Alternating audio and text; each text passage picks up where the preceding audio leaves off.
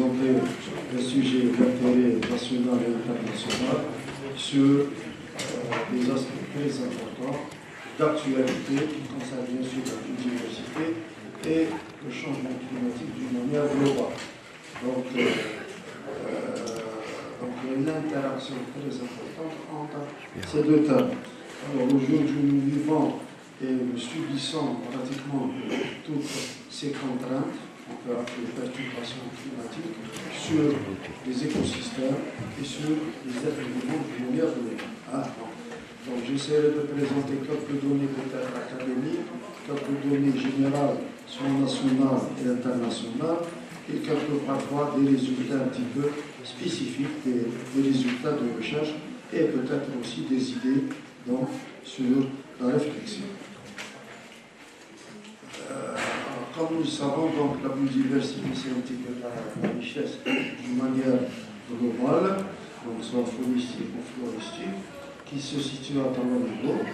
Donc une diversité spécifique, c'est-à-dire entre les espèces, une diversité entre les écosystèmes, et donc le potentiel génomique entre ces trois paramètres. Alors, au cours du temps, donc, les cultures donc, actuelles font appel donc, à l'utilisation des ressources d'une manière globale et surtout la domestication des espèces, des variétés locales qui, eux, sont d'une importance capitale pour un petit peu assurer, donc, si vous voulez, des ressources donc, utiles à l'homme. Alors, donc ici vous avez quelques principes, donc c'est un peu pédagogique pour conserver la biodiversité, et quelques points très importants, parmi lesquels que l'espèce humaine, donc chaque forme de vie doit mériter le respect donc, de toute l'humanité. Donc chaque être vivant, qu'il soit microbien ou autre, mérite le respect. Chaque espèce est utile, microbienne, végétale ou animale. Elle mérite le respect de l'humain. Donc ce sont des principes d'une manière globale, c'est l'utilisation des ressources, qu'elles soient nationales, internationales, et surtout leur utilisation et leur préservation, et aussi, si vous voulez, le profit tiré de cette biodiversité, surtout pour les populations locales, dont on oublie bien sûr le rôle important dans la protection. Alors, la conservation de la biodiversité. Donc ici, nous avons à peu près donc, quelques aspects au niveau de l'Algérie qui vous montrent un petit peu qu'il y a quand même une préoccupation globale dans toutes les zones, généralement du sud, que vous avez ici, 650 000 hectares, dans les régions désertiques, la protection et la conservation des écosystèmes, la conservation des espèces donc de la faune. Souvent, exemple ici, nous avons quelques exemples donc, de l'Académie de gazelle et la conservation des essences endémiques des zones sahéliennes et la réhabilitation de l'organique d'une espèce très connue qui est en voie de réhabilitation, bien sûr en Algérie, donc il faut peut-être tirer profit vis-à-vis ou bien par rapport à celle du Maroc, donc le Maroc est bien sûr, comme vous le savez, a une superficie très importante, certainement supérieure à 450 000 ou 500 000 hectares. Ça, c'est tout. Alors, au point de vue donc un petit peu inventaire, nous avons un petit peu ici la vulnérabilité des différents écosystèmes en Algérie. Ce sont les stépes, les écosystèmes de montagne, les écosystèmes humides, donc marins et littoraux, les écosystèmes agricoles et l'écosystème. Donc ça, c'est au niveau écosystème. Ce sont des écosystèmes très très importants. Donc vous savez, l'Algérie, donc, avec ses 2 millions donc, de kilomètres carrés, soit 200 millions d'hectares, les plus grandes superficies se trouvent pratiquement sur la côte, sur la région donc aride et désertique et saharienne de l'Algérie, par rapport au nord de l'Algérie, donc qui renferme et qui donc renferme un petit peu un écosystème forestier plus ou moins développé avec des superficies allant jusqu'à 4 500 000 hectares grossièrement. Là, vous avez, alors par rapport à la biodiversité, là nous avons un inventaire donc, qui date un petit peu peut-être et qui n'est pas encore actualisé, c'est 2014, pour voir un petit peu la richesse au niveau floristique. Donc vous avez, donc, je ne vais pas citer les chiffres, donc floristique et fongicide, vous avez un tas de valeurs et qui montre quand même que cette biodiversité, cette richesse floristique est toujours d'actualité et qu'on découvre jour après jour donc, de nouvelles espèces, de manière très grande. Alors, l'enrichissement est certain, donc vous avez des chiffres ici donc, qui sont donnés. L'endémisme floristique, donc des espèces qui sont confinées dans des zones spécifiques, est très important. Ça montre un petit peu la richesse d'un écosystème. Alors, entre les espèces rares, très rares et assez rares, vous avez donc une comparaison entre les années 2014 et 2009, et vous constatez quand même qu'il y a un enrichissement parfois des espèces rares, très rares, mineures. Donc ça, ce sont des chiffres pour avoir une idée globale, parce que le domaine quand même reste très vaste. Alors pourquoi on a présenté ça? Ça c'est les zones d'importance donc des plantes, ce qu'on appelle les ZIP. Hein? Donc vous avez un tas d'écosystèmes, un milieu, Kala, etc. Ce sont les massifs pratiquement forestiers, donc les parcs nationaux, etc. Donc vous avez donc des caractéristiques et un certain nombre d'espèces, donc soit globales, soit menacées, qui vous indiquent un petit peu l'état de cette biodiversité. Alors, comme vous le savez, donc la liste rouge elle est donnée toujours par l'UICN, qui donc elle, pratiquement publie chaque année les espèces menacées, très menacées, où on voit de disparition et d'extinction. Vous savez, ça c'est une présentation un peu globale de cette richesse. Ce sont les écosystèmes parfois forestiers. Pourquoi? Parce que ce sont un petit peu la partie, le climax de toute évolution de la végétation. Donc l'évolution de la végétation passe par un climax qui est généralement la forêt et bien la forêt. C'est déjà de présenter un petit peu ce type d'informations. Ça, c'est des informations. Donc cette richesse, elle est importante. Et donc les inventaires se font régulièrement en année, tous les 3 ou 4 ans, pour voir un petit peu l'état de cette évolution. Alors là, c'est un peu globalement que la faune, sur le plan international, vous avez pas mal d'espèces qui souffrent un petit peu de ce changement climatique. Donc, si vous voulez, personne n'est épargné par ce phénomène-là. Et nous voyons jour après jour, nous observons donc ce phénomène un petit peu étrange dans notre vie quotidienne, de ce bouleversement climatique qui, un petit peu, lui, risque un petit peu de déranger pas mal de populations et d'États. Alors, la biodiversité, donc c'est un petit peu cette richesse, mais qui est un petit peu touchée par l'impact humain, donc l'action anthropique de l'homme d'une manière générale. L'un des principaux facteurs, c'est la fragmentation des habitats.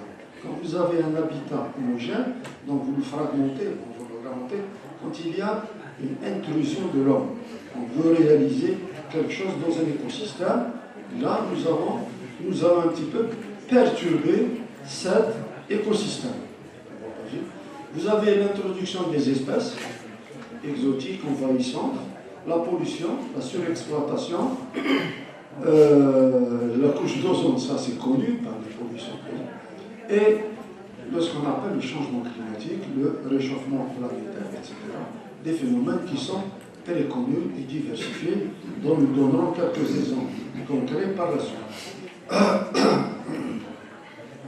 Alors, climat et changement climatique, comme vous le savez, l'Algérie est un petit peu partagée, divisée en plusieurs étages bioclimatiques, caractérisés notamment par deux paramètres qui sont la pluviométrie et la température. Donc ce sont des chiffres un petit peu grossiers, donc de l'humide, subhumide, semi-aride, aride et le saharien.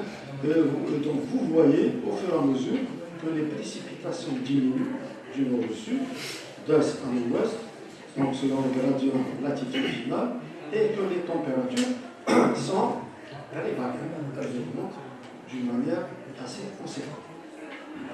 Alors, ce sont ces deux paramètres que nous avons toujours assisté en Algérie, ce qu'on avait appelé un stress hydrique.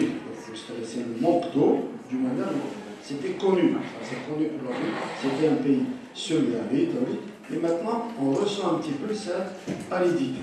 Donc il y a des travaux qui ont été réalisés dans notre équipe avec le professeur Tanzanagi pour caractériser un petit peu ces phénomènes, donc le glissement des étages bioclimatiques et effectivement les résultats qui ont abouti à partir de données donc très anciennes, celles de cette ère ou bien actualisées actuellement, ont montré que dans tous les cas, il y a un glissement de tous les étages, c'est-à-dire de toutes les villes, ou bien des étages bioclimatiques. Un glissement d'une manière globale vers l'aridité. Donc toutes les stations ont subi une aridité plus ou moins variable. On verra par la suite. Mais dans sa globalité, nous avons même le régime pluviométrique, il a été étudié, mais celui-ci, qu'est-ce qu'il montre? Il montre une irrégularité dans les précipitations. Ce sont les mêmes, mais ils restent irréguliers, avec bien sûr des perturbations et des variabilités assez importantes. Voilà le résultat global des stations. On commence à descendre vers là, pour toutes les stations. Donc là, ça fait que missionnaire, j'étais donc dans la région côtière ici. Donc j'ai vu donc, le parc de Gouraya. Donc le port Gouraya, je dirais que c'est une catastrophe. Donc, la région, tout le transept, Constantine, Djidjel, jusqu'à Gouraya, c'est une catastrophe. La végétation est vraiment en état de détresse. Vraiment de détresse. Extra. Beaucoup de maladies, pas de croissance. Je vous dis, c'est vraiment des écosystèmes très menacés et très vulnérables jusqu'à aujourd'hui. Alors, vous avez quelques idées ici, d'une manière globale, sur un petit peu les tendances des températures. Donc vous avez un listing. Alors c'est des phases, effectivement. Il y avait des phases pluviométriques et des phases thermiques. Il y a eu des périodes de réchauffement sur des décennies, 20 ans, 30 ans, et puis ça remonte. Donc c'est des paramètres qui varient d'une manière cyclique. Donc vous voyez des épisodes pluvieux, secs, des températures parfois élevées, moindres, etc. Mais la chose qui est sûre et certaine, on avait toujours parlé et insisté sur la pluviométrie. Effectivement, l'eau c'est la vie, effectivement. Et aujourd'hui, c'est la température. C'est la température. Tout le monde pratiquement ressent que c'est vraiment ça. Associé au stress hydrique, bien sûr, ça donne un petit peu des effets thermiques. Vous assistez cette année, pas de pluviométrie en hiver, une pluviométrie décalée vers le printemps. Le mois de mai, on dirait que c'est une partie de l'hiver. Donc vous voyez, ces décalages, on les ressent. Donc, toute l'humanité et toutes les biocénoses le ressentent, animal, végétal ou autre. Et quel est l'élément essentiel? C'est dans le cycle végétatif, le cycle phénologique, donc de la floraison, de la fructification, production de fruits, ou bien dans les cycles des différents écosystèmes faunistiques, des fonds. Du moins, on va donner quelques exemples. Tout est bouleversé. La température est le paramètre le plus important qui permet de décaler tous les phénomènes, tous les cycles de reproduction, animale ou végétale. Ça, c'est la chose la plus importante. Tout est décalé. Et ça, c'est possible. Migration des oiseaux, etc. Tout est décalé.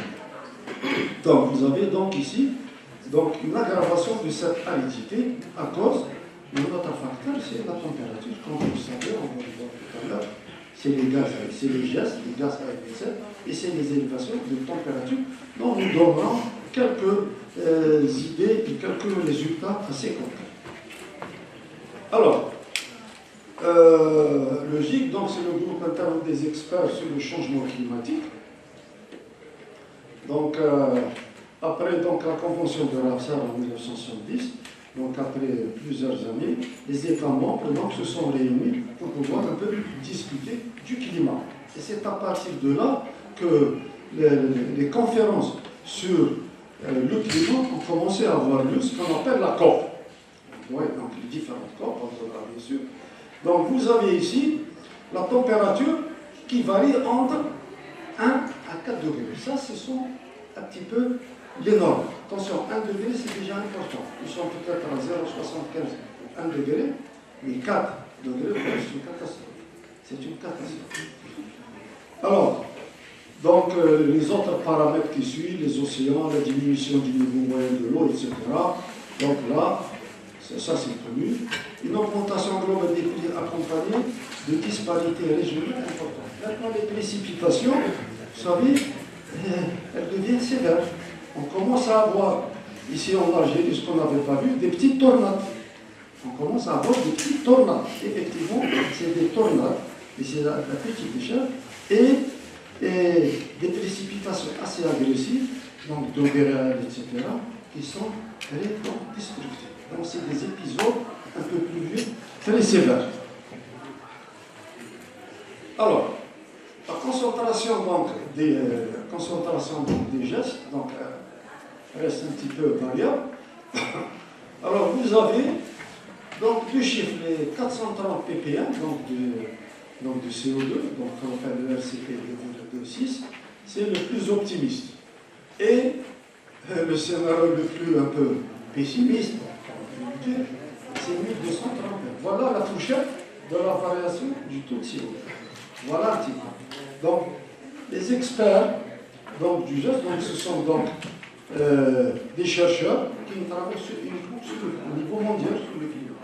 Et donc ceux-là, ils dictent pratiquement chaque année, donc aux réunions donc, de la COP, donc ils donnent les différents rapports. Qu'est-ce qu'il faut faire, ce qu'on a et qu'est-ce qu'il faudrait faire. Alors, 430 ppm, nous sommes peut-être à 2000, on était à 370 ppm, 70 ppm, maintenant on est quand même à 470, à 400 et quelques, 430 ppm, mais vous savez, ça continue d'augmenter. Donc le problème c'est quoi? C'est l'auteur qui se met au niveau donc, de l'atmosphère, et c'est lui donc qui va élever cette température. Il y a un réchauffement, donc il y a les impacts, ça qu'on appelle les effets de serre. Hein. Vous rentrez dans une serre en plastique, c'est la même chose que vous avez dans l'atmosphère. On ressent la même atmosphère. Vous suffoquez, c'est de la chaleur, etc. Donc à peu près, voilà le problème du CO2. Donc le problème c'est comment essayer de faire diminuer ce CO2. Il y a quelques exemples et quelques réflexions qu'on peut donner. Alors, ça au niveau de l'Algérie, donc c'est un rapport qui a été donné sur, sur les effets du changement climatique, qui est donné donc en Algérie. Vous avez ici toujours les paramètres température et donc épisodes pluvieux. Et ces variabilités, il y a des choses qu'on peut quantifier, d'autres qui sont difficiles à quantifier. Très difficiles à quantifier. Mais néanmoins, vous avez quand même des variations très importantes, donc toujours des épisodes pluvieux, des variations thermiques, moyennes, etc. Et ça vous montre que dans tous les cas, il y a un petit peu cette variabilité qui affecte. Donc l'Algérie, le bassin méditerranéen est très affecté, et l'Algérie notamment dans certaines zones où on constate quand même un effet très très important au niveau du bassin méditerranéen, et surtout la rive sud, donc le Maghreb, est très affecté par ce phénomène-là. Et comme vous le savez absolument, les ressources en eau sont pratiquement à la limite. Les nappes phréatiques, quand on continue, les barrages sont pratiquement plus ou moins en crise. On continue bien sûr à pomper l'eau, mais pomper l'eau jusqu'où? Jusqu'à quand? Vous pompez, jusqu'à quand? Si les nappes phréatiques atteignent un niveau assez bas, il serait très difficile de le réapprovisionner. Donc c'est ça le problème qui est d'une manière globale, schématiquement. Donc peut-être les gens de l'hydraulique qui ont plus de chiffres, eux, pourront peut-être vous donner plus d'informations. Mais globalement, c'est un petit peu simple. Donc il faudrait faire un petit peu attention donc, à cette ressource en eau. Alors, les recommandations de la COP, donc Glasgow, là, réduire les émissions, donc CO2, de 45% jusqu'à 2030. Ça, ce sont les principaux résultats qu'on va mener. Augmenter le financement, parce qu'il faut réparer avec de l'argent. Donc, c'était 100 milliards de dollars. La dernière COP de Sharm el-Sheikh, c'est un petit peu estimé à 200 milliards de dollars. Donc, de compensation pour les populations. Donc les populations qui fuient un petit peu ces phénomènes, donc les populations du changement climatique.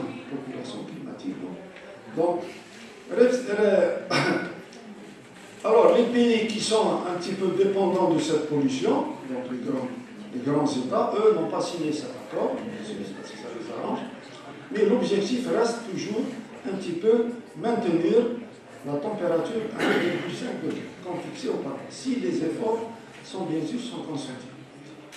Éviter la déforestation jusqu'à 2030.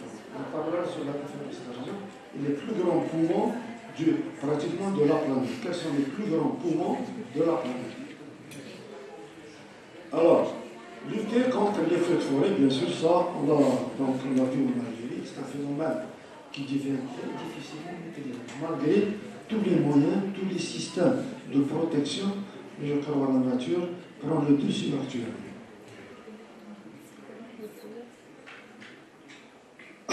Alors, donc, soutien donc, plus important aux pays vulnérables, donc 200 milliards de dollars. Énergie donc fossile, réserver, essayer d'utiliser les énergies renouvelables. Donc la prochaine COP 28 va se dérouler à Dubaï en 2020. Donc chaque année. Alors les phénomènes observés, donc, ce sont toujours les mêmes, le réchauffement, les précipitations intenses plus fréquentes, les périodes de sécheresse très fréquentes, les tempêtes, j'ai dit les micro-tempêtes, etc. La fonte des calottes glaciaires, c'est un phénomène qui est connu au niveau mondial, le réchauffement et une acidification des océans. Au niveau des océans, il y a aussi un phénomène très important qui est connu, c'est un petit peu la régulation de la température des océans par le Gulf Stream. Donc les courants d'eau qui permettent de diminuer la température au niveau des donc le Gulf Stream, c'est un élément important au niveau des eaux et qui agit en interaction avec la température donc, de l'air. Alors, les émissions, donc l'effet de serre, vous avez un petit peu la part de cette pollution. La plus grande part, elle revient à qui? À l'action entre toutes les actions humaines. Toutes les actions humaines sont responsables d'à peu près de 60% de tous. Les véhicules, donc 13%, et la dégradation des forêts, 15%. On dira pourquoi la dégradation. Donc, l'homme, un petit peu, doit changer ses habitudes et ses gestes quotidiens. Parce que chacun d'entre nous peut y remédier au niveau de sa personne. Tout le monde. On dit que c'est rien, mais quand vous incinérez une poubelle, vous agissez sur quelque chose. Vous incinérez un pneu, vous incinérez n'importe quoi. C'est toujours une action très importante.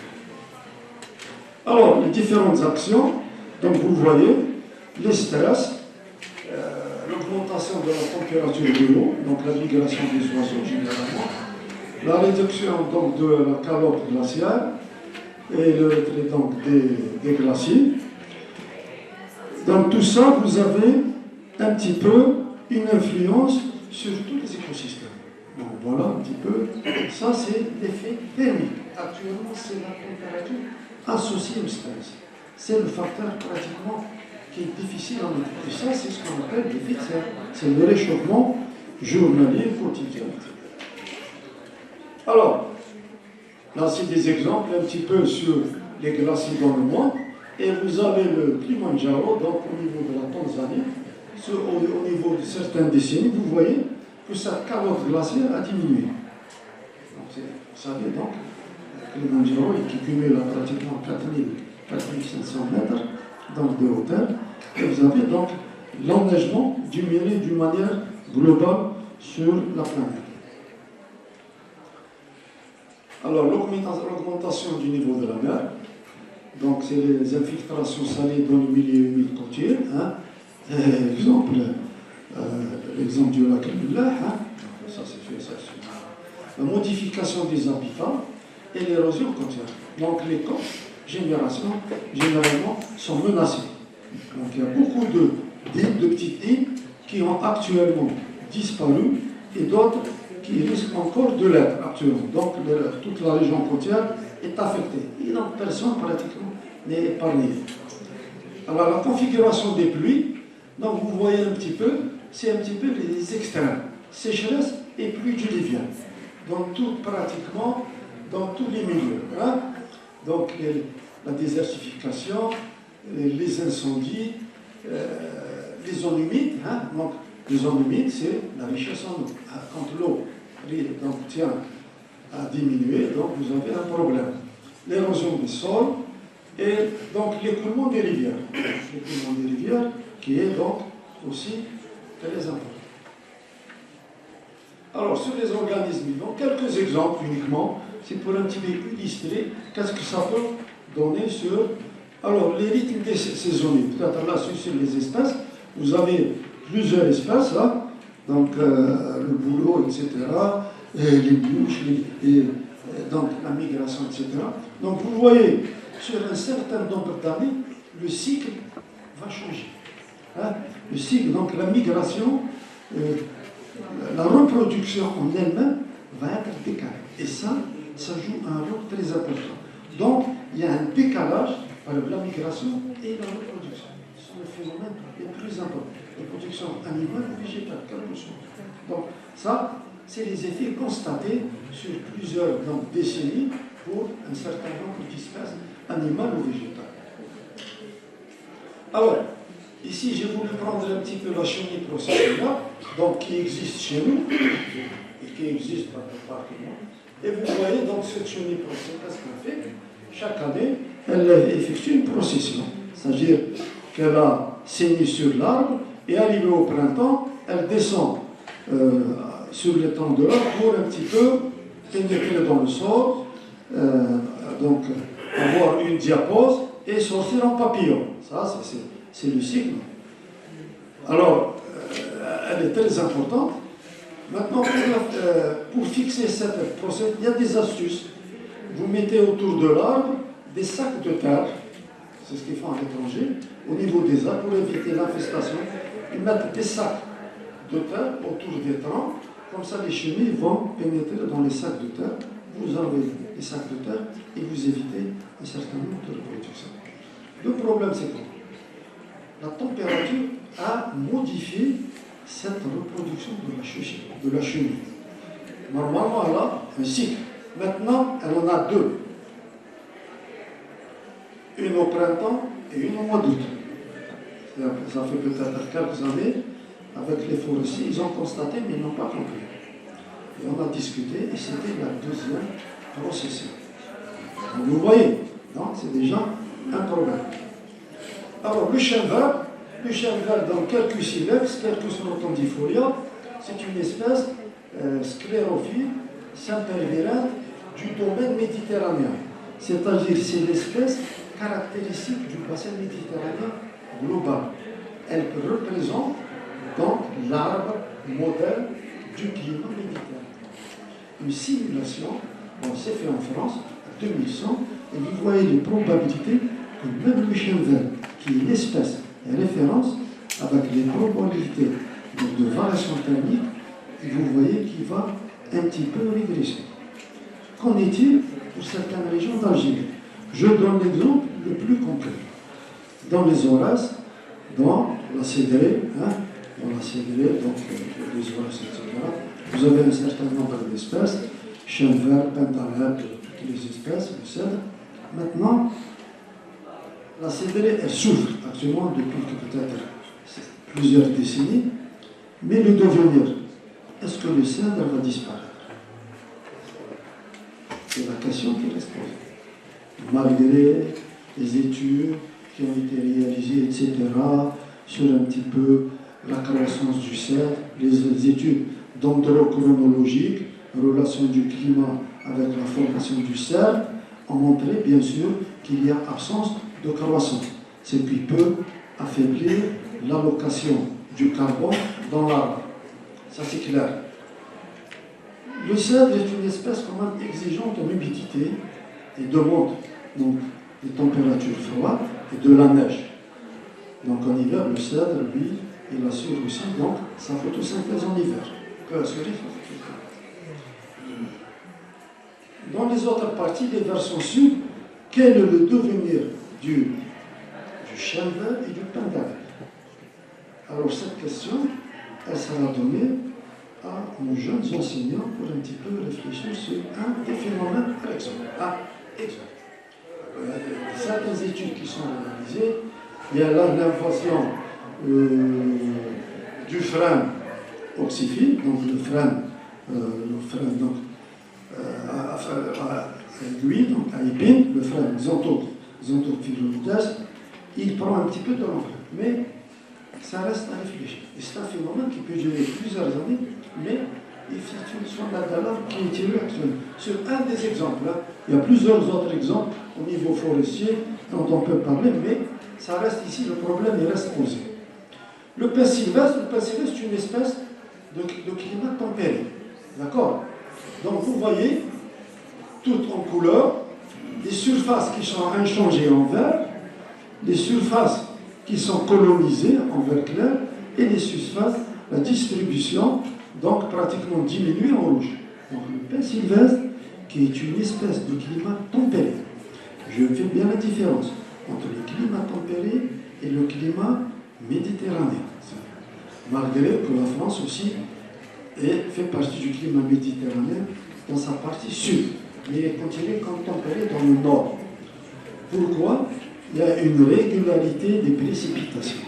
C'est cette régularité. Vous pouvez avoir 600 mm, mais très régulier. Je pouvais avoir 1500 mm, très irrégulier. Vous voyez, donc la différence, c'est disparaît. Donc ce sont des exemples sur des écosystèmes. Et c'est réel. Et dans certains pays,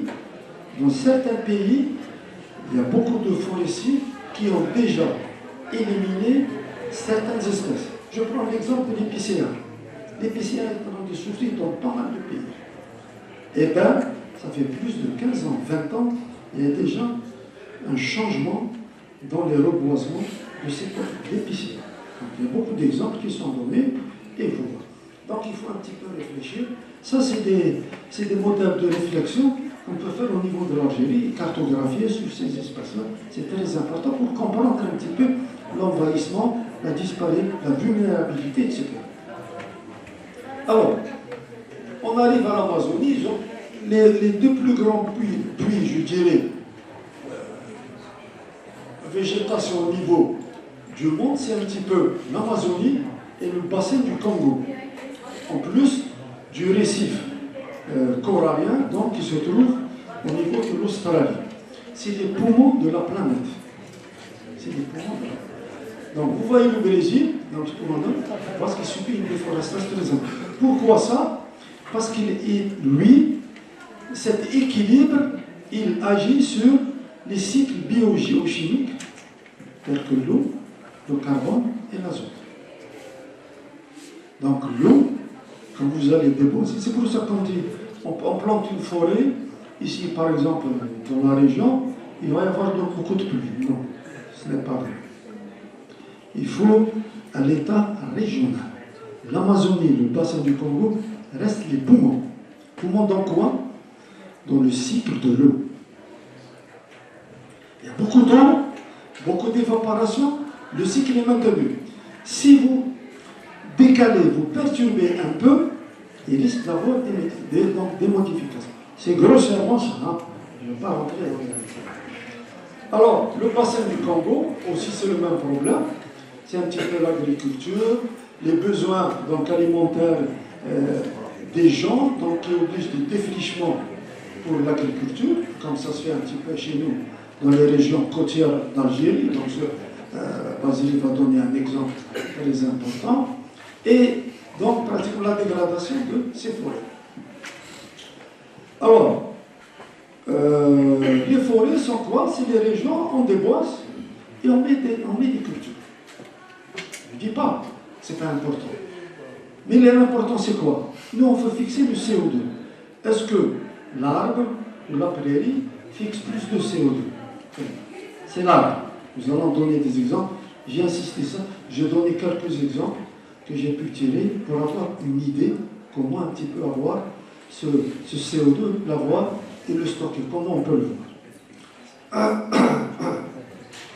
Alors, les espaces menacés au point de vue animal, donc vous voyez aussi la destruction, la chasse et la perte des habitats.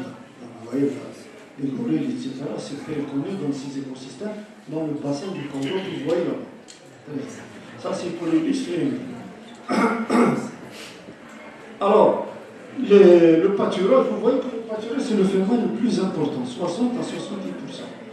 Malheureusement, en Algérie, on n'a jamais pu lutter contre ce pâturage. Et peut-être on ne pourra jamais lutter contre. Dans d'autres pays, le pâturage, comme ça, illicite, n'existe pas. Il est réglementé. En Algérie, ce n'est pas le cas. On n'arrive pas à le faire. Pour différentes raisons. Si on arrive à limiter, je dis peut-être, on aura peut-être des résultats positifs. Donc vous voyez, donc toutes les activités humaines, vous voyez, c'est le commerce, l'extraction, les feux, l'urbanisation, les routes, etc. Donc c'est l'action humaine. Donc elle est pour une partie très importante. Alors, là c'est un exemple, je vais passer rapidement.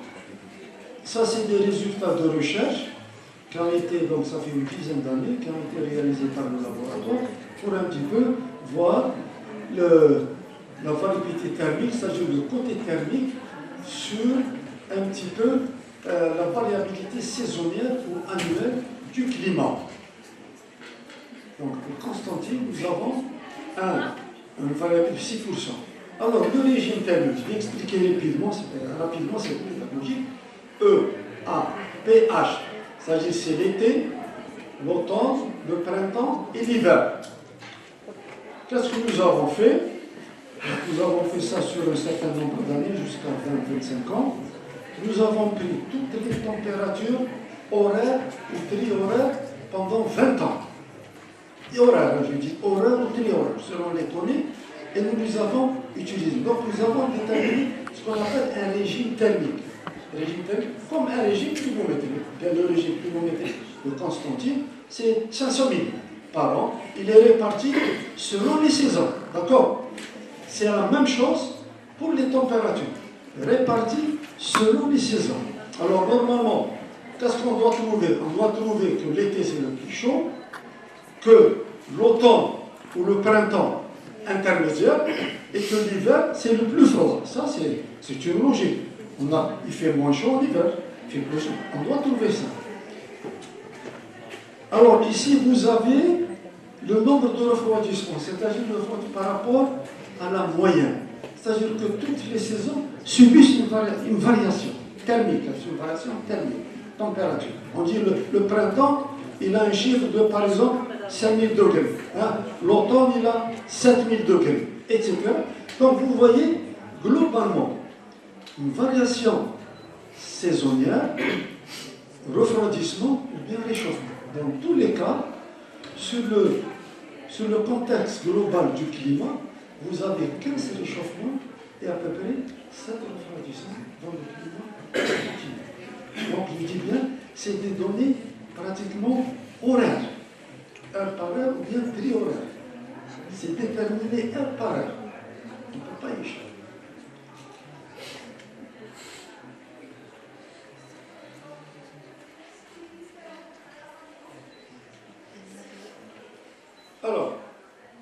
c'est les derniers de 2019.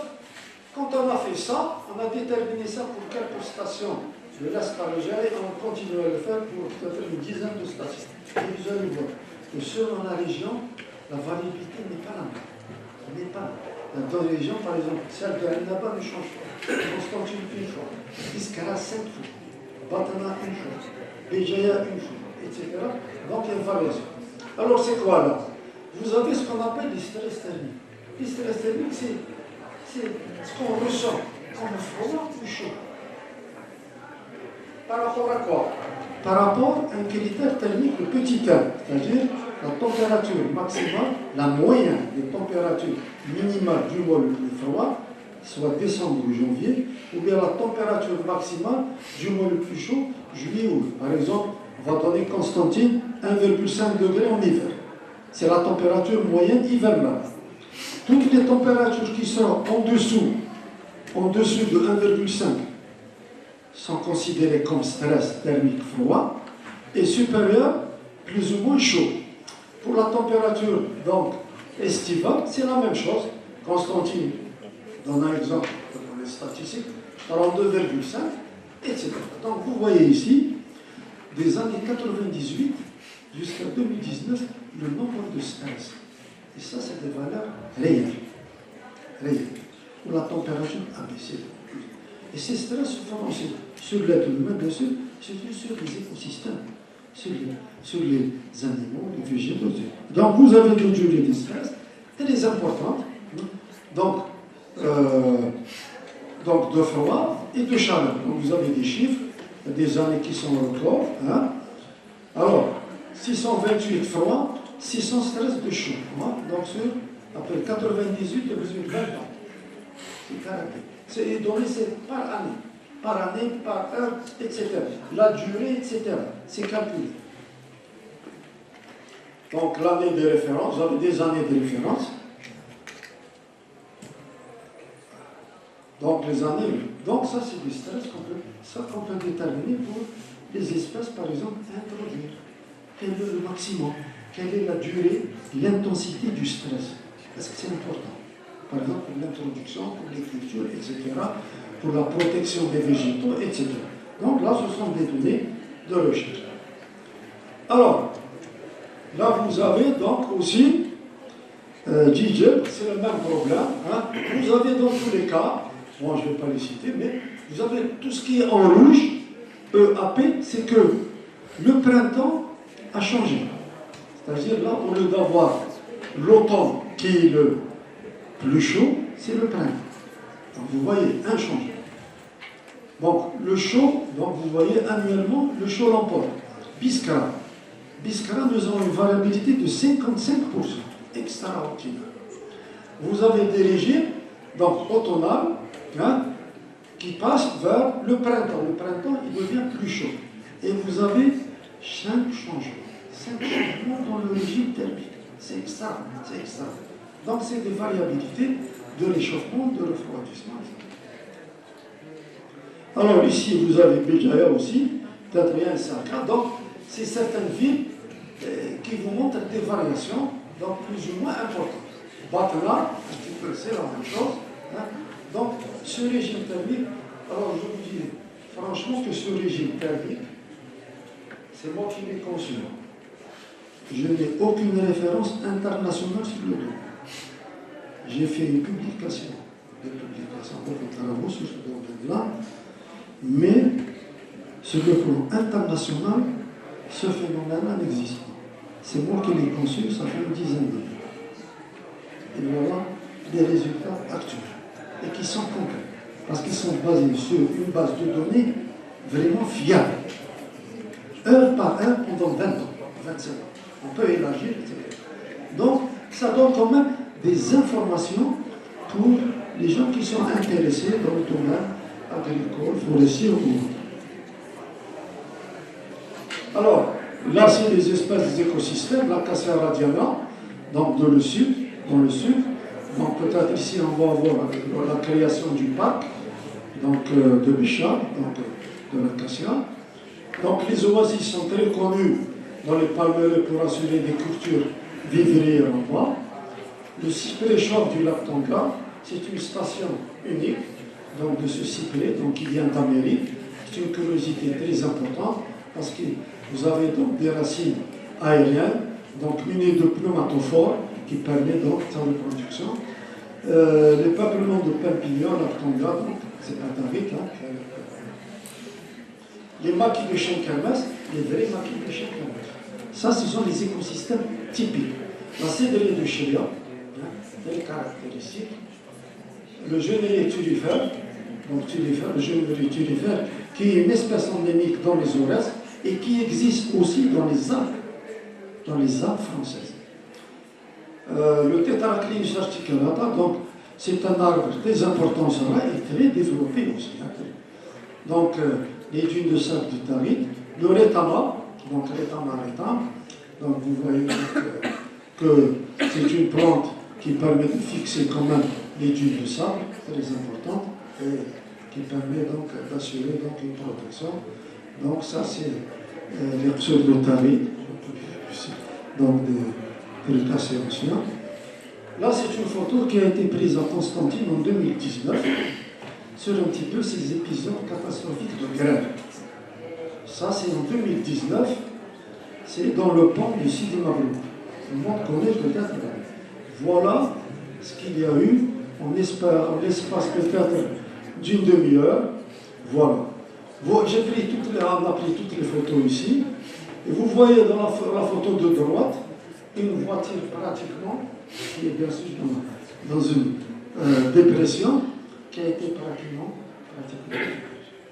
Donc vous voyez des épisodes très catastrophiques qui peuvent donc créer des désagréments pour tout le monde. Alors, quelle solution pour diminuer les gaz à effet de serre, donc les gaz à effet de serre, donc les CO2. Donc ça c'est commun. Vous avez le stockage dans le sol. Certains pays ont adopté cette méthode de stocker le CO2 dans le sol. C'est une manière. Hein. D'autres dans les océans. Ce sont, je crois, en Norvège ou en Finlande, actuellement, c'est en proposition de stocker le CO2. La troisième possibilité, la chose la plus naturelle, c'est quoi? C'est la végétation. C'est elle qui est la plus facile. Vous stockez dans le sol, etc., mais quel est le devenir à moyen et à long terme? D'accord? Et autre, j'ai mis autre, c'est le mode chimique, donc c'est les aérosols dans votre vie. Il y a des expérimentations qui ne sont pas encore faites, ça c'est pour information, qui sont données sur un aspect chimique, c'est-à-dire fixer par certains composés le CO2 dans l'atmosphère. C'est une étape très difficile et dangereuse, qui est à l'étude actuellement et qui risque d'être réalisée à petite échelle. Donc elle est chimique. Donc les chercheurs un petit peu, les gens pensent et réfléchissent un petit peu à ce modèle. Et donc si nous voyons devant nous, nous avons quand même la végétation qui est très simple pour un petit peu relever certains problèmes. Alors ici, quelques informations. Stockage par la végétation. Nous avons posé à l'Opensia un figuier de Barbarie 10 à 30 fois plus que les autres. Il peut fixer 360 tonnes de carbone par an, par hectare. Alors il faut donner à César ce qui appartient à César. C'est un chercheur tunisien qui a donné cette information pour la COP qui s'est passée. L'Opensia, parce que l'Opensia, en Tunisie, est très important, mais il a un problème actuellement. Il est attaqué par un parasite et il risque. Donc, il dit que voilà une ressource très importante.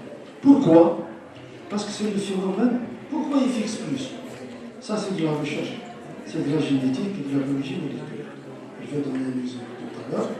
C'est un petit peu accentuer le phénomène photosynthétique, c'est les caractéristiques, c'est les cactés. C'est des cactés qui peuvent fixer le CO2, pas par le système C14 ou C13, donc comment est fixé le carbone. Ça, on le sait. Hein. Donc pour les cactés, c'est un phénomène un peu très important.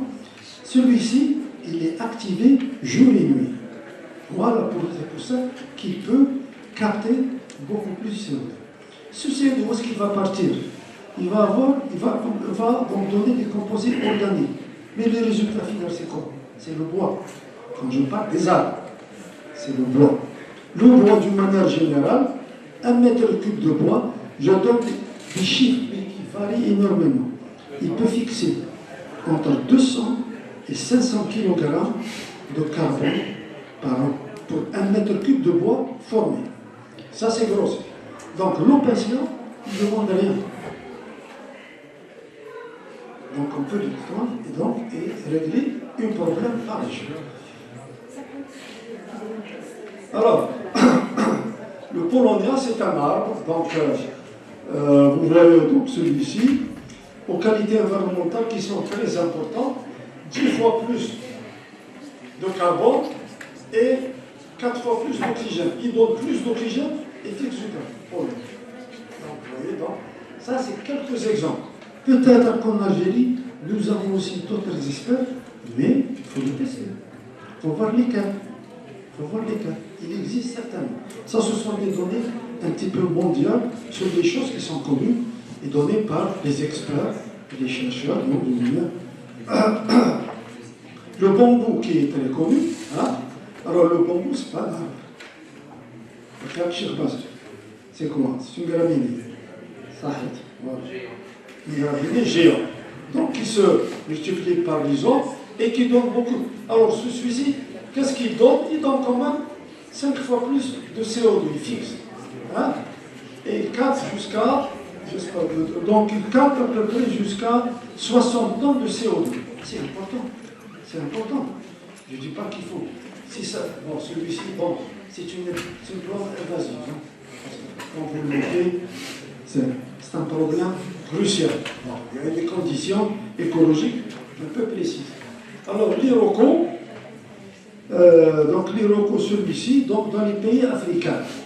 Alors, l'Iroko, lui, c'est un peu spécial. Il transforme le CO2 en calcaire par les oxalates de calcium.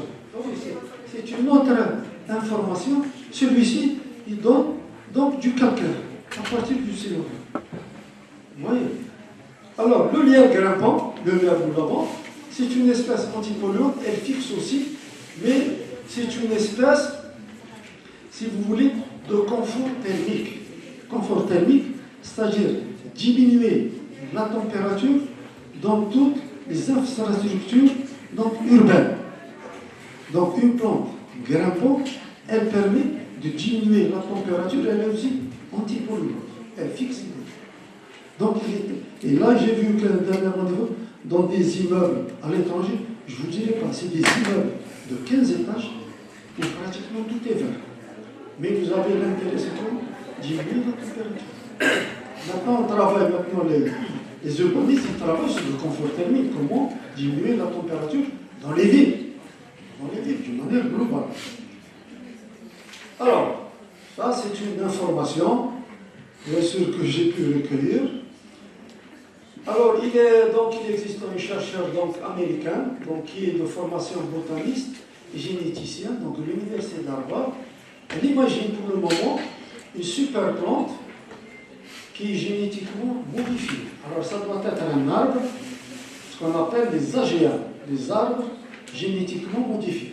Vous savez qu'on peut modifier les arbres. On peut enlever la fructification, on peut enlever le taux de lignite, on peut enlever pas mal de choses pour donner plus de bois.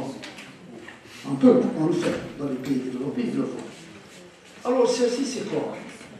Celle-ci, elle va absorber 20 fois plus de CO2 que tous les autres végétaux. 20 fois plus. Alors, pour être un petit peu réalisable, donc c'est des chercheurs, donc ils ont donné la mise au point peut-être sur dans une année, 10 années, peut-être moins. Elle est imaginée à peu près sur une plantation de 200 millions d'hectares. C'est à peu près la superficie de l'Égypte. C'est l'Égypte tout entière. Ça, c'est dans le monde. Hein. Si on arrive à planter cette espèce qui va être découvertes. Hein, peut-être il y en a une, il y en a plusieurs.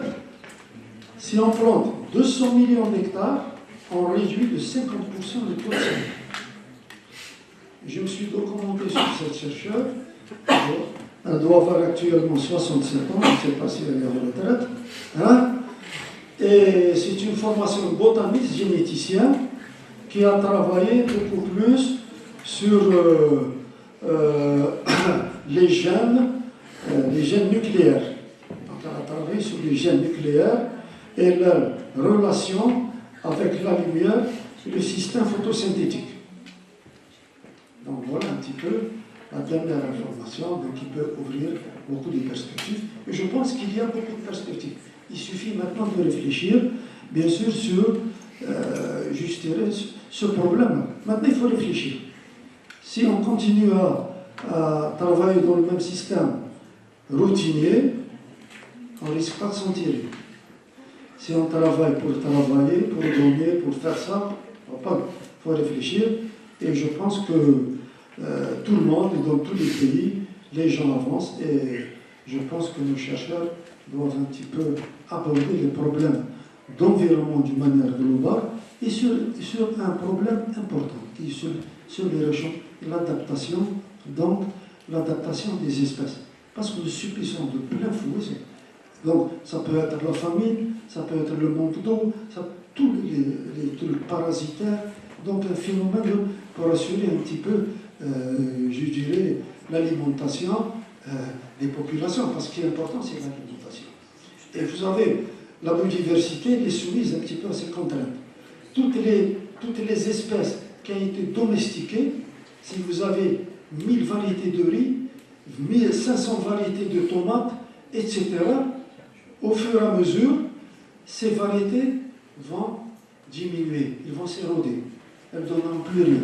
Donc l'homme est à la recherche pratiquement de nouvelles variétés, et c'est le rôle donc du génie génétique, de la biologie moléculaire, pour régler certains problèmes essentiels. Je parle de l'accumulation des métaux lourds dans les sols, etc., la contamination des nappes, et il y a un tas de facteurs, je ne pourrais pas tout dire, bien sûr, mais il faut de la réflexion. La routine ne mènera à rien. Voilà pour ce modeste exposé, mesdames et messieurs.